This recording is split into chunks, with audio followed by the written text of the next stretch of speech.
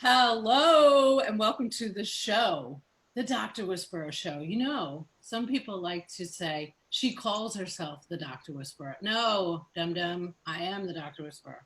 Oh, it's because your doctors like to whisper. Well, I like to yell at them, so I should be called the Dr. Yeller or Old Yeller. Oh, you're not old as far as you think. I know, I'm actually not old at all. Well, I'm going to introduce you in a second, but first I'm going to put on this neck cream because I am doing something really hilarious. The person that sent this to me maybe doesn't think that I'm going to put it on like during the show. So if I have jiggles still in my neck in a week, nobody's going to buy this shit. How about I don't that? see any jiggles. Look, it's not bad, but it's going to supposedly go away. Wait, So, are we live right now? Are we live on tape? Show. We're live on tape. God, see what I'm dealing with here, people. Everybody, welcome. What do you want me to call you, Doc? You know, you can call me McDreamy or Dr. McStuffins. Oh my God. Maybe Welby, Dr. Marcus Welby. You know what? You can call me Al. If you be my bodyguard, I can be your long lost pal. I could call you Betty. All right, I could really. Betty, you can call me Al. It is Betty, right? It is I mean, Betty. Sharon. Or Betty. Whatever. So, it's so good to see you today. Your electrons look radiant. Thank you so much. It's like a virtual hug. It is. So I want to giving you a computer virus, not a coronavirus. Okay. Hence why, everybody, I'm ending my Friday with the gentleman that is on the other side of this computer screen. His name is Dr. Mark Sylvester, and he's a psychiatrist and many other things that we're going to get to in just a moment. Why don't you say hello to the audience, like an official hello? Hello. Hello. Oh my God. I might laugh to this whole thing. I'm used to a live studio audience, so this is a bit of a adjustment for me. But you're used to people manage. Hearing? Is that what you're used to? Yeah, I'll do what I can. Okay, I'll try to put maybe some clapping noise in the background or pretend somebody's laughing. We're laughing on the inside. This is going to be my favorite, but I do say that a lot. So you really have a lot to live up. I don't feel special. Well, you shouldn't, because I have had a lot of special people on the show. If I'm going to be honest, I only pick people that are like entertaining, inappropriate, and smart AF. I can be inappropriate, and I can be smart and stuff. You good and stuff, because I'm pretty sure you're not only a doctor, but you're like, I don't know, like an engineer and all this stuff that's embarrassing for me because I'm not any of that. Well, you could be. I don't want to be, but thank you. So let's have a real conversation for just a moment. Now, I am recording this on Friday because I did want my week to end with you. I did do a costume change. I was wearing a hat a few minutes ago after I recorded Todd from Equality, Florida. But I wanted to end with you. I'm going to air you on Monday because I feel like people should start the week with you. It feels like a Monday. It feels like a Monday right now when you're listening to this. Does it look like Monday, though? Yeah, but, you know, Monday that we could have zombies wandering the streets. Corona zombies. Corona zombies. So let me just tell the audience real quick how I met you, and then I want you to start talking about the real, true help that you offer people. Okay? Okay. Okay, good. I met you through Dr. Richard Schulman, who is an amazing psychologist and many other things, like a musician, plays guitar, he's fun. He wrote a book. Oh, as a matter of fact, this book is right here. Yes. The Labyrinth of Healing. So I met him, and then he was like, hey, I want to introduce you to my friend Mark. And then you showed up, and it was like 3 people having 95 conversations in an hour. Yeah, we felt a little like stepbrothers. You know, like, did we just become best friends? Yes. At least that was for me. It's totally, and that happens when people that I already like introduce me to other people that they know I'll like, and that is what happens. And I like you. I like you too, Betty. Aw, thanks. So I was like, oh my God, you're an alternative psychiatrist? Oh, that to me, that was like music to my ears. But the problem was then, that is not the problem now, is that you were in Sarasota and I am in Tampa Bay. Now that's not far because I was driving out there 2-3 times a month. But for the people that I knew that I wanted to refer to you, it was far. But tell the audience why that's not a problem today during this temporary new normal, AKA COVID-19. Yeah, well, it's as fate and luck would have it, now that we're all on house arrest, the society as we know it has been forcibly thrust to teleconferencing, video conferencing, Zooming, Skyping, whatever you want to call it, the Yeah. FaceTiming. FaceTiming, And sure. I don't know, I think it's been quite an awakening for people. It's something that we've been doing for many years. So to me, it was sort of another day at the office. But one unique thing about it that's really sort of changed the whole cultural milieu of how do I get to see a provider, whether that's a mental health provider or business or anything. Now people know that this is not only an option, but a very convenient and private option. And that's pretty cool. What we've been trying to get the word out on for years, really. Isn't that, it's amazing. And this is what I've been screaming about for the last however long it's been, because nobody knows what day it is really anymore anyway. It's Uh, Monday. oh, that's right. Thank you. It's Monday. Ooh, that could be depressing on It's Friday. Monday morning. No, it's not. It's Monday evening at 5. I mean, it's Monday evening right now. This is the best. Okay, so I was like, you guys have been doing this forever. This is incredible. Like, everybody needs telehealth. But I've been trying to tell all the doctors that I work with, all the healers, I like to just say healers, because it's not just MDs, DOs, acupuncturists, therapists, blah, blah, blah. Healers, that nobody's going back. Nobody's going back. I couldn't agree more. Yeah, thank you. Tell everybody Couldn't why agree more. they're going back. It makes me think of like when RC Cola first, or was it Pepsi, first came out with Jolt, like the world's first energy drink. Mhm. And nobody really drank it. You had this tiny like microcosm of cult Jolt drinkers. And then, 10 years later, Red Bull comes out and society was ready for this whole energy drink, Yes.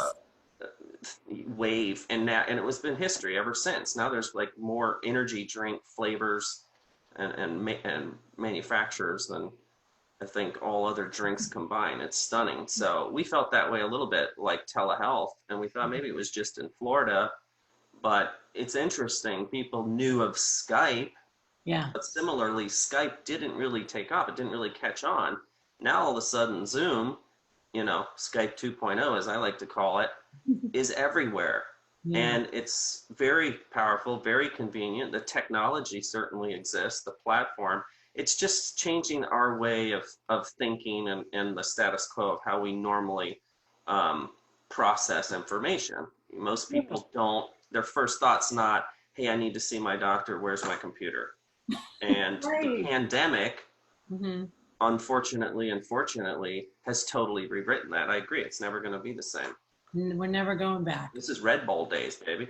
It is. It is. And, I was listening to, I have a favorite business guy. I'm a little tad bit obsessed. I'll admit it right here. It's fine. It's Gary Vaynerchuk. Anybody that knows me knows already that I'm obsessed with him. He had a soft tissue massage person on his show yesterday or today. And I'm like screaming as he is asking, he's like, no, but I don't understand. How come people don't understand how great soft tissue massage is? And the whole time I'm thinking, it's because it's a massage therapist. Because she doesn't know how to do marketing or branding. So nobody knows that you have it. So when Yeah, I have plenty of soft tissue. Right. So when people find out how great it is, it has to be surrounding some type of push. And the other thing is like when you make something mandatory, like, oh, if you don't wear your seatbelt, you're going to get a ticket. Yeah. Well, now, people don't fly out of cars like they used to. Yeah, and of course, everyone remembers the days when they were holding kids down and forcing Red Bull down their throats. That really helped the energy drink fad catch on. Right. Pretty sure those energy drinks aren't great. But anyway, in the world of alternative psychiatry, I loved it because, of course, I've been very open about this. I wrote a book about it. You know it. You say that you wrote a book, you read the book, but I still have no idea actually. I read the book. I do say that I wrote a book, but you'll have to have me on a different time for the debut. Okay, good. Well, I always talk about my issue with mental health, addiction, alcoholism, 25 years sober. And my only interaction with a psychiatrist was when I was going to go on Prozac 25 years ago for 6 months. Now, it wasn't actually, dare I say, the psychiatrist, dare I say, that kind of helped me through this depression. I got the drug. And then I had a therapist that helped me through. And the thing that I love about what you do is a lot of things. And this is not blowing smoke, okay? So don't get your ego all uppity up. I'm inflating. Sorry. I got a hold of myself. So the thing that I love is that you know that there's so much more than just that. And yes, of course, I'm going to be very politically correct and say, of course, there's medication. We should have medication for people that need it. That is blatantly obvious to me. I would never say anything because it helped me. And then I didn't need it ever again. But that's just me. Because I had community, I had, 12-step, and I had a therapist. I had all these tools. I had love in my life. I had all of this stuff. So tell me about the options that you also have at this wonderful, integrative, beautiful alternative psychiatry facility that you house in Sarasota, but we don't have to go there right now. We could just do Technically Bradenton. Technically, yeah. To me, it's all the same. Anyway. Yeah. Mm-hmm. Well, I grew up in Sarasota, so we had to make fun of Bradenton. You go north till you smell it, west till you step on it. Now I live and work in Bradenton. That's funny. Yeah. Okay. Yeah. I mean, who can afford Sarasota? I'm just a poor doctor. That's true. To answer your question, to your point, now, how did I get into this? Yes. Especially coming from, like you mentioned, my background as an engineer and being trained at a pretty classically Western medical school, I very much am comfortable with facts and science and statistics and research. That really appeased my left side of my brain. And I got out in the real world, in the working world, and I very quickly realized my clinical style of being very evidence-based and very much the way that I was trained was not helping anywhere near the amount of people. I mean, of course, I wanted to help everyone. And by help everyone, I meant get them back to their normal level of functioning. Right. Heal them, use the word healer. Actually cure or get them in remission of symptoms. And that was happening like 30 to 35, maybe 40% of the time. And I just very quickly realized either my medical education was extremely limited, and in this case, I'd have to give it an F based on that statistic, because a 35% was an F in most of the schools I went to. Mm-hmm. And I started opening myself up, sort of to the more middle of the road, maybe more, not necessarily anecdotal, but case studies or smaller power research, other people's clinical experience. And I just kept going on and expanding my repertoire, self-learning, to really see how can I get enough tools in my practice toolbox to reach or help everybody. And that was when I really got turned on by integrated health and the whole concept of functional psychiatry, which is just so much more than psychotherapy or medication prescribing. Many of these pharmaceuticals, come with a lot of risks, side effects, interactions, drug interactions, drug gene interactions. So not only was I not helping a lot of people, I have the power to really make people worse, especially if I don't know what I'm doing. So I got really fascinated by learning anything and everything about not only treatment options, but more into the causes of a lot of the common issues that we all struggle with from time to time, whether that's depression, anxiety, um, Well, people are struggling through that bipolar, now. What about right now? adjustment issues. Absolutely.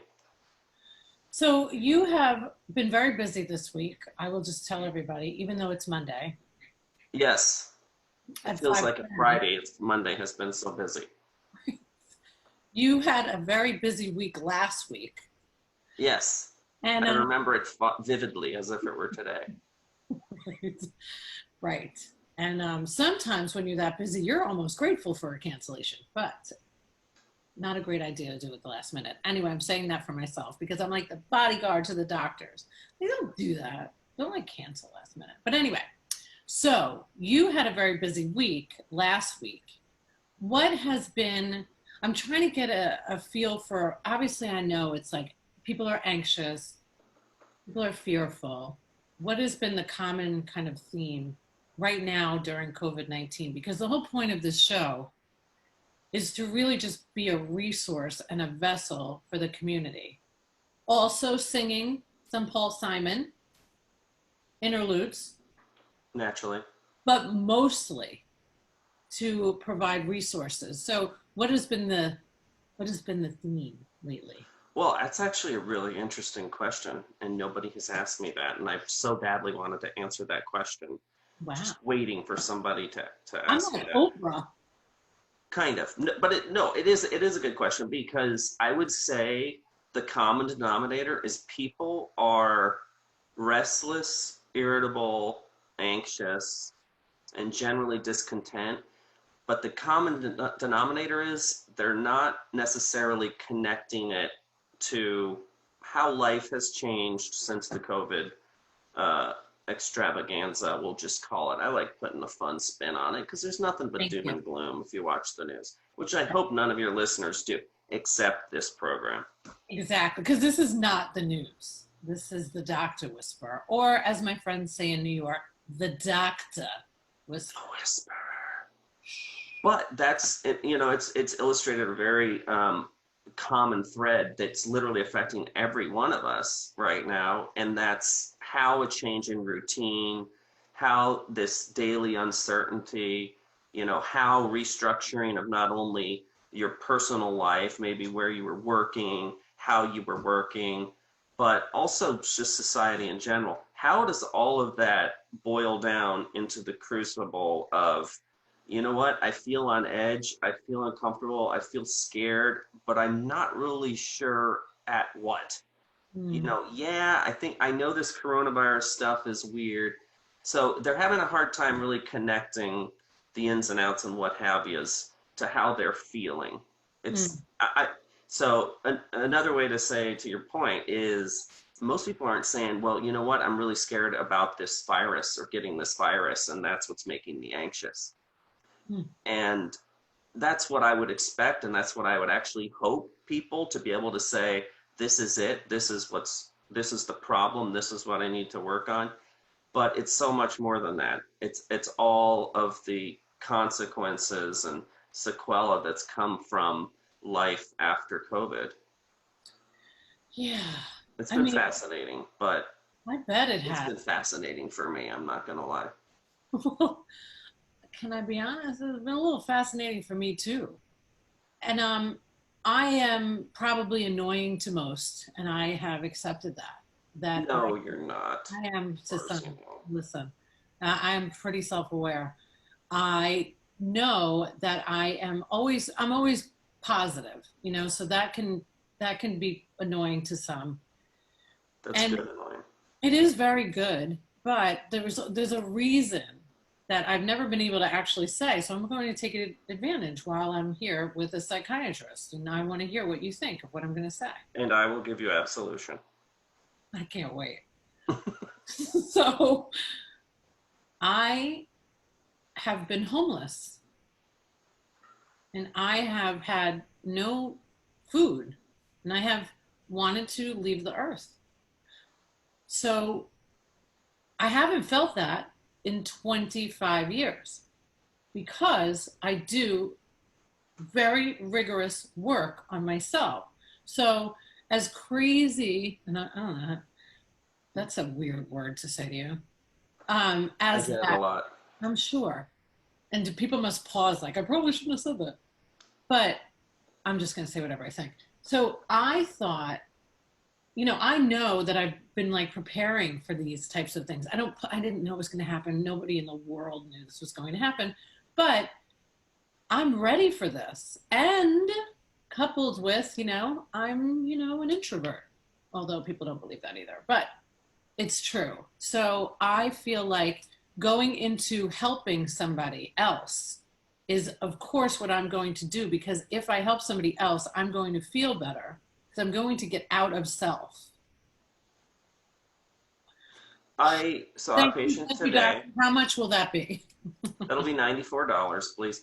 No, I saw a patient today, and that's literally what we were talking about. That was the crucible of, okay, so you're saying you've identified life's changed. Look, we all like routine, we all like certainty, especially addicts and alcoholics. It's part of their treatment, and they've taken this pandemic especially hard because not only has it logistically interrupted a lot of meetings, but it's really messed with accountability, structure, their home groups, a lot of the routine behaviors they were doing, whether that was before work, all of that's just changed. And, we see a similar phenomenon around holidays, especially Christmas or New Year's or Thanksgiving, when routines get disrupted.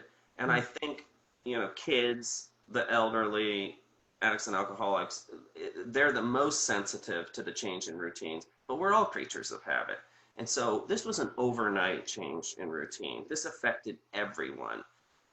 On the positive side, because it affected everyone, you can compare notes with your next door neighbor, of course, 6 feet away and, in a level 2 hazmat.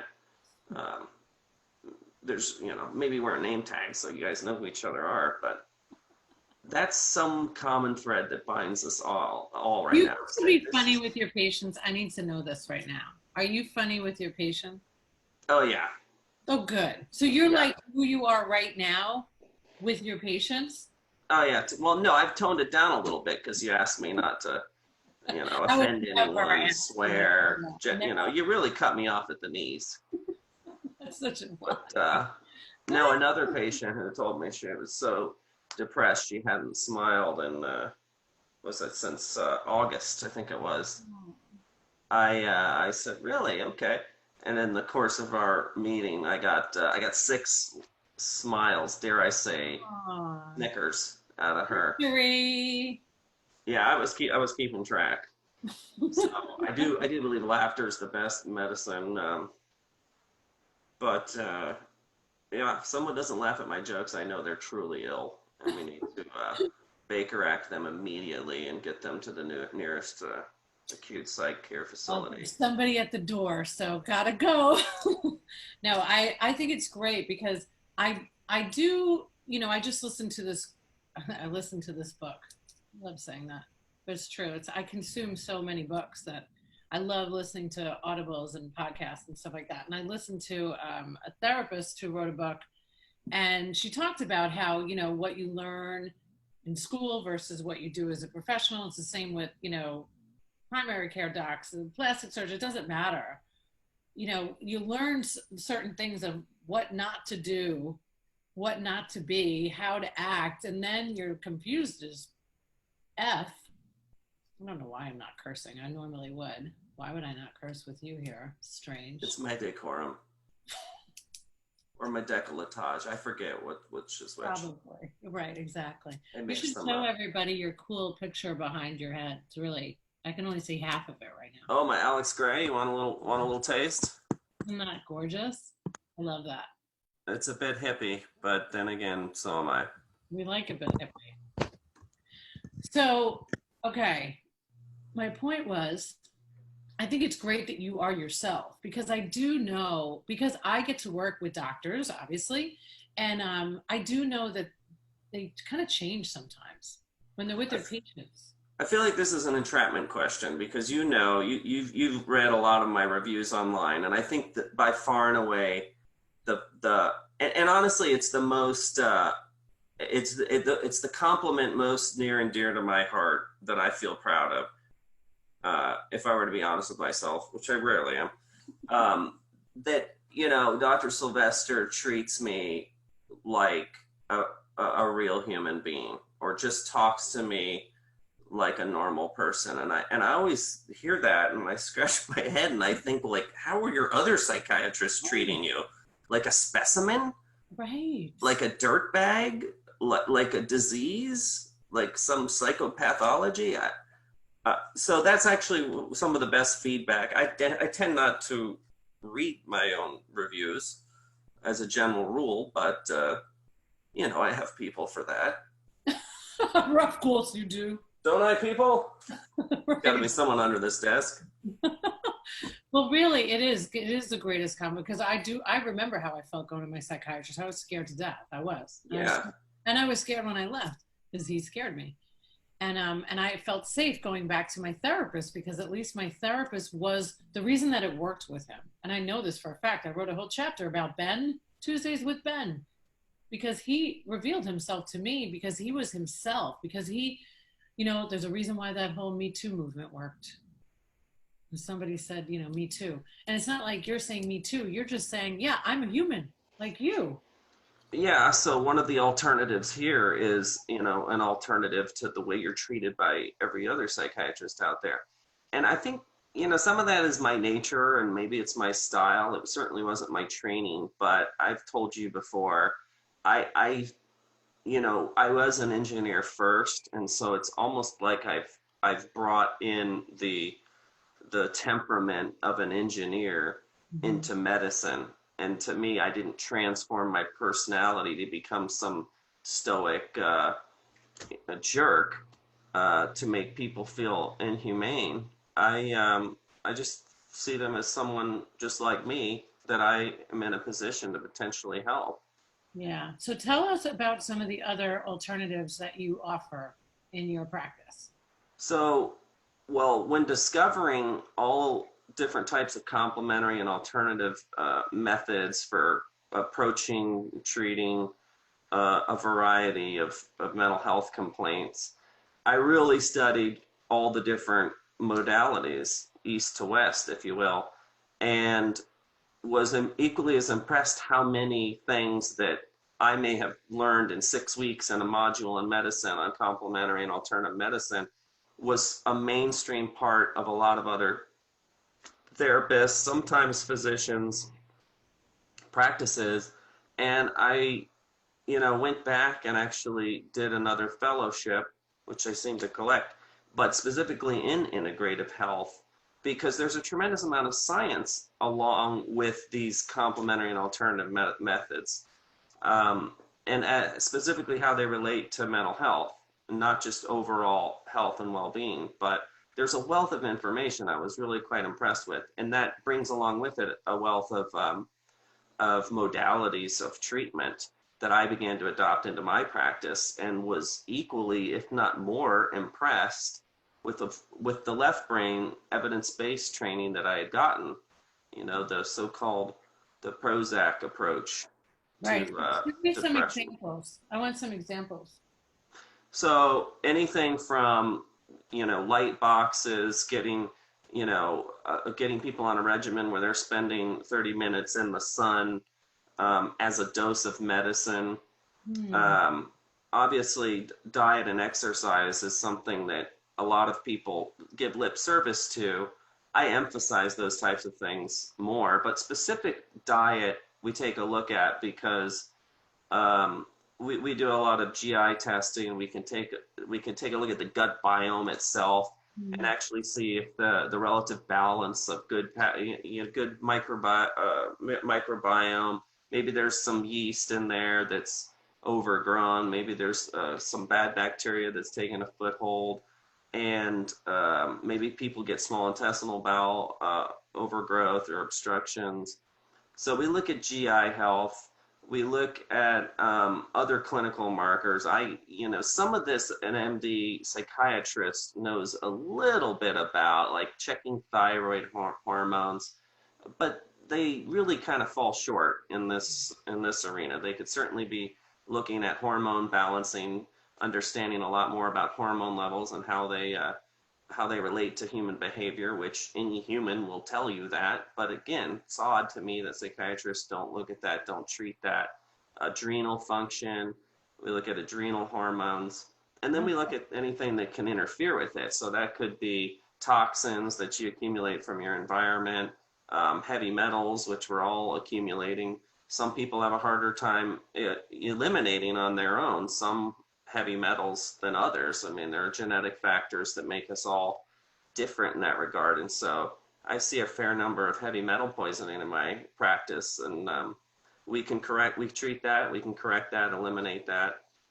I see a lot of nutrient deficiencies, some of the good heavy metals, not necessarily toxic things, but people that don't have enough, iron or magnesium, or maybe they're low on lithium.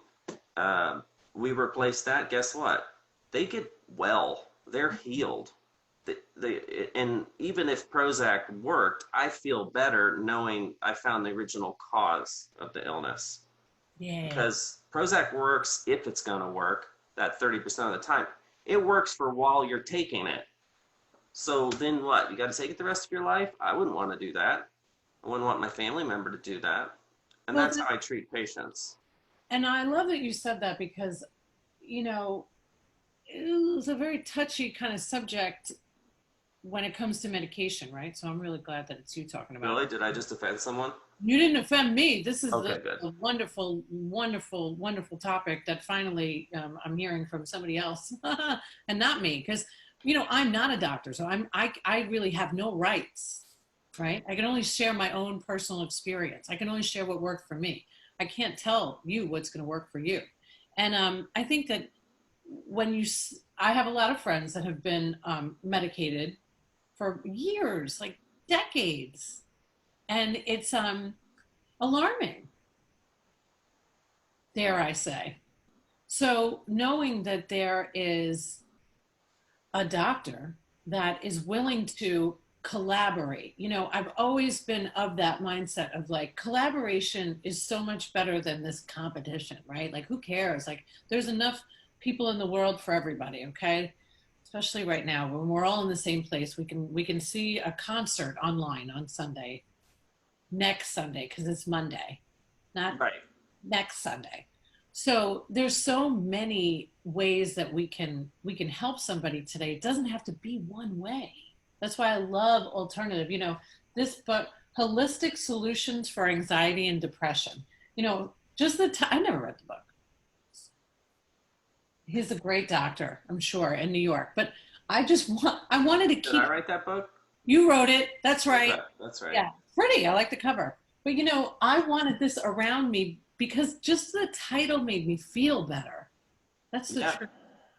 Holistic Solutions for Anxiety and Depression, combining natural remedies with conventional care. I was lucky enough, just like you mentioned, I believe in science and I believe in alternatives. Eastern Western medicine was my first introduction to the medical world in my 20s in New York. It's been wonderful.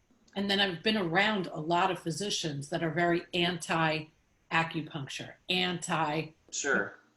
anti-massage, anti anything that is not them. And that, it's just, that's not their fault. I mean, it is, but it's not. We need to evolve. And it's taught in the medical field this way. So bravo to you. And from the other end too, though, is you get a lot of maybe holistic doctors that see Western medicine as the devil or as the enemy, or I don't want to go anywhere near that. And I'm kind of, right in the middle. I feel fortunate that I can draw, based on my clinical skills, I can draw on a therapy that I think is most appropriate. And it truly is comprehensive. And I feel very good about that. I certainly feel much better when I've tried, or I have at my disposal, all these tools from east to west, as we were saying, in order to help somebody, because sometimes a combination of both can work quite well. We do a lot of nutraceuticals. We do a lot of personalized medicine, genetic testing.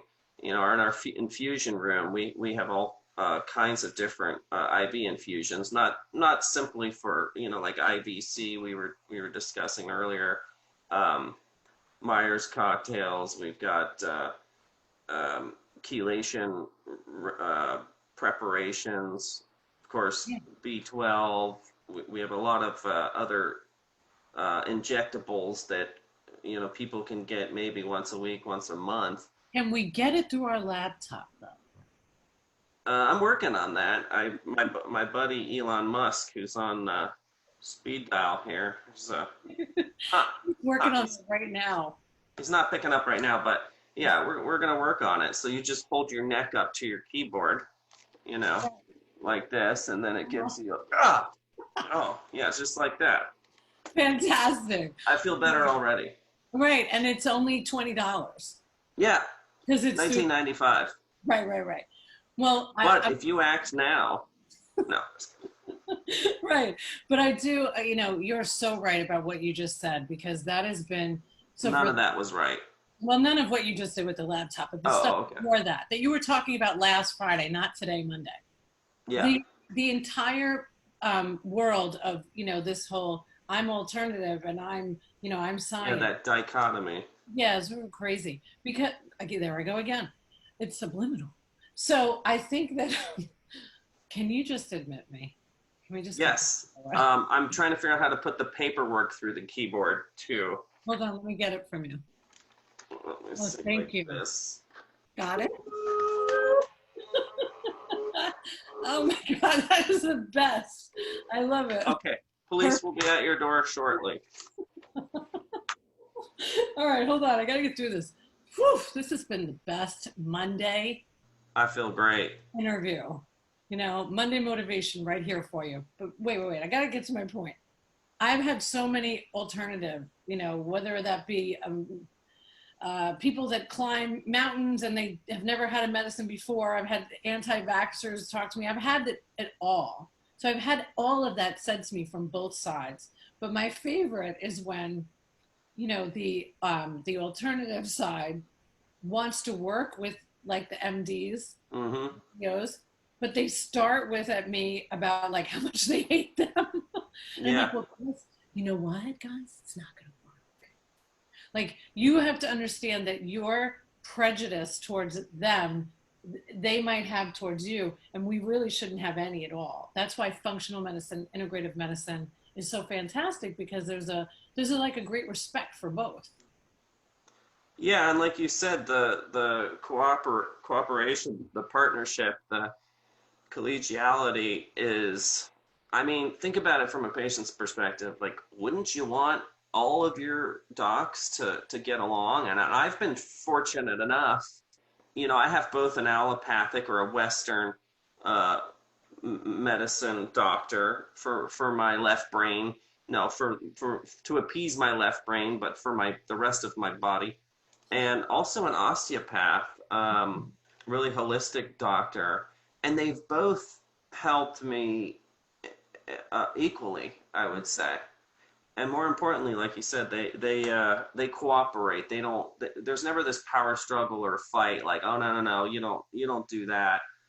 Ultimately, healthcare is up to you. It's up to the patient. Yes. Doctors are just there for your. You're a vessel. Yeah, basically, you're in charge of that ship. You're kind of like the president's in charge of the country. You're in charge of your health and your body. Yes, you are. Yes, you are. And so your experts are consultants to you. And at the end of the day, you have to do what you feel is right for you. You help us heal ourselves. Exactly. Been doing this a while. I was just trying to think of a more colorful. No, I said it better. Yeah, no, you said it better. But I wore it better. Okay. Yeah, but I'm not a doctor. So, this. If only I did whisper. I think I'll tell you who'd be happiest, my husband. He says to me, he's like, uh, you're talking really loud. Well, I was born in a place years ago where we had to fight to get a word in. So, and plus, I'm trying to get a word in with doctors. But you're actually pretty good at this. I'll give you a Well, compliment. I work out. I work out. Yeah, you work out mentally and physically. Yeah, yeah. I didn't hear what you said, so I assumed the answer to any question is I work out. No, I usually do more appropriate interviews, whether that's TV or radio. Uh-huh. So I'm thrilled to be here and Are thrilled. you saying that this wasn't appropriate? I'm just saying I let loose. We should all let loose. There's a flippin' global pandemic, yo. I The know. world's Let's make never going peace, back. not war. Let's just be kind to each other. Let's make love, not social distancing. But let's social distance No, now. I'm just kidding. Yes, definitely Good, keep yeah. social distancing up. Unless they turned that off by Monday. I mean, today. Today. Let's move on.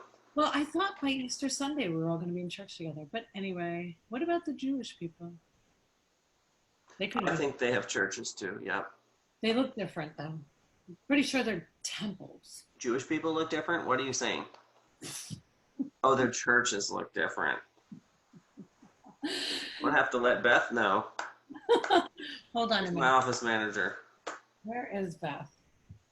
Listen, I loved her. Is that the lovely woman up front that I met? Yes. I liked her as soon as I met her and didn't even have to have a conversation. You know why? Because she was so nice. She was just nice. And she was like She's very motherly. She's very motherly. She certainly. Yeah, she brought me water. Oh yeah, she's always trying to feed you. You didn't. I was talking for a whole hour. Not one sip was offered. But there she came, like an angel from above. Yeah, she All keeps right. us fed. Good. You need that. We have to wrap it up now, even though I would like nothing more than to talk to you all day Monday. But we can't because people have to have dinner now, and they don't want to hear us this long because. Okay, so when are we getting to the questions? Let's go ahead and get going with the questions before we run out of time.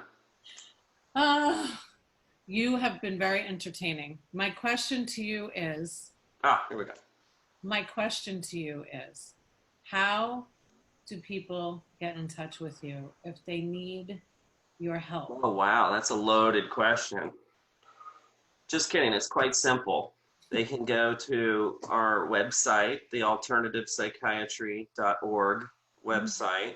Nice. Or we also, until the office gets fully back open, we also are using the Florida Center for Integrated Telepsychiatry and Telepsychotherapy. Make sure you get that spelling right. No, it's actually fcitt.org. And that's all of our online health appointments, consultations, treatments. Because you're ready to go. Like somebody could book an appointment with you and you could help them immediately. Yeah. How long are your sessions? Are they like an hour or half hour? Anywhere from 15 minutes to an hour. I mean, I have some that are a little bit longer, like we do a lot of in our infusion room. Obviously, we do treatments that last longer than an hour. You're just cash, right? You're just cash? No. We take insurance, Blue Cross and Cigna. We're working on United and Aetna, but the pandemic's made them a little crazy, a little gun shy. So I don't know if they've frozen provider, but yeah, right now Cigna and Blue Cross, which is a biggie for most people. That's nice. Can you give us? And they are covering the televisits for the first time. Well, flipping about time. Hello. I know. Because it's not actually much different me being on a computer with you than being in person. People are growing much more comfortable with it. It takes about a week. We found when we started the company, our telehealth company. From what I realized I couldn't tell if I saw someone in office versus online. That's when I realized, wow, yeah, this is a good option. Well, I just wonder if like the education system will be disrupted when my stepson is only going to school for an hour a day. Like they have figured it out. So I'm pretty sure everything's going to change now, and I'm really excited about the change. Not so excited about the sadness and the loss, but I do believe that we will come out stronger. And I do hope, if anybody is suffering, if anybody is sad, if anybody is depressed, if anybody is thinking about suicide, that you will reach out and you will, if not talk to Dr. Mark Sylvester, but that you talk to somebody, right? Absolutely, because we're all stocked up on stress and fear right now, and what like you said, the common thread, what we need to do is lean on each other, and now more than ever, mental health professionals are really rising to meet that challenge. We've seen that in New York, really all over the world, with the healthcare workers on the front line. It's just been absolutely amazing to watch, even as a physician, which I know that these amazing professionals, will rise to this occasion. And it's mental health's term, right now to adjust with this fallout. Yes. Well, from I'm so COVID. proud of you. I'm proud of you. And I'm so happy that you are working also with Dr. Richard Shulman. I think that you have wonderful healers around you. I can't wait to talk to the wonderful female that's in your. Yes, Dr. Bacchus, yeah. Yes. So that will Our come primary care. over the next few weeks, I'm hoping. So stay tuned for that. And we'll put all the information of how to reach you. And thanks for joining us. And enjoy the rest of your Monday. Thank you so much for having me. You're the best. Thank you. No, you are. No, you. You first. Okay, me. So. All right, you win.